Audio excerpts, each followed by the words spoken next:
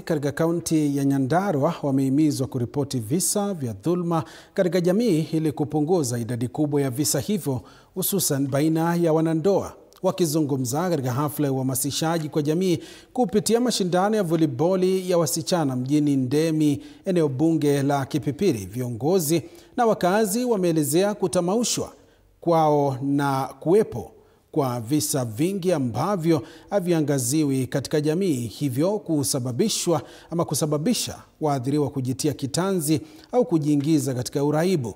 Laban Mukinda na ukamilifu wa taarifa hii.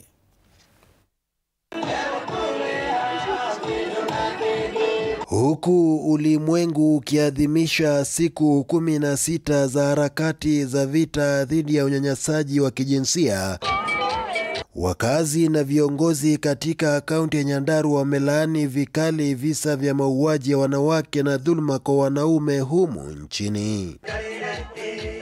Wakizungumza katika hafla ya uhamasishaji kwa jamii kupitia mashindano ya voliboli iliyoandaliwa na afisi ya mwakilishi wa kike Nyandarua mjini Ndemi, eneo bunge la Kipipiri, wakazi hao wanasema kuwa ndoa nyingi Nyandarua hukumbwa na matatizo na mara kwa mara wanandoa hujipata kwenye malumbano ambayo husababisha vita, majeraha na pia vifo. Unakuta watu wanapigwa, mama wanapigwa na mabwana zao, unaona inaonyeshwa kwa social media. Haya, unapata pia wazee wanapigwa. So tunaona ya kwamba hii mambo ya gender based violence imekuwa sana kwa wingi. Hili wanasema ni kutokana na mitazamo na mila katika jamii ambayo hairuhusu wanandoa kuzungumzia changamoto zao za nyumbani, hivyo wengi usalia kimya licha ya matatizo mengi. Wakati mimi nitapigwa nitoke kwa mume wangu nirudi nyumbani, they brand us some names, especially here in Kikuyu they start calling people Gishokio, which is a very bad name. So there is a woman who will choose avumilie kwa ndoa hata kama ni mbaya badala ya kurudi kwao. Unajua siku hizi sio wamama tu wanachapwa, hata wazee wanachapwa. Wazee wanachapwa ni kunyamaza, wamenyamaza.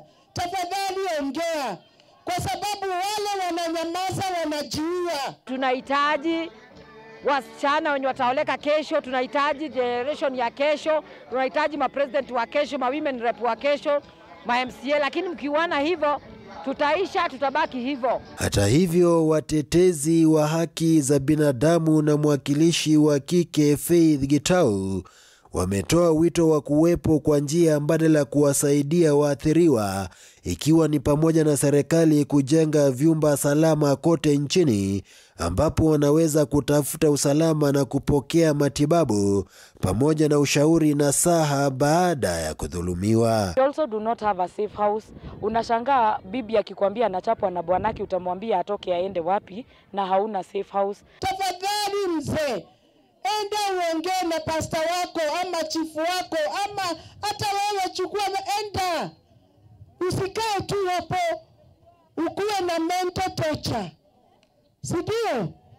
Kwa sababu ukiwa na hiyo mental torture, ndio siku moja utachukua kisu uue bibi yako. Nikiripotia TV47 ikiwa mjini Ndemi, eneo bunge la Kipipiri, kaunti ya Nyandarua, jina langu Laban Muhinda.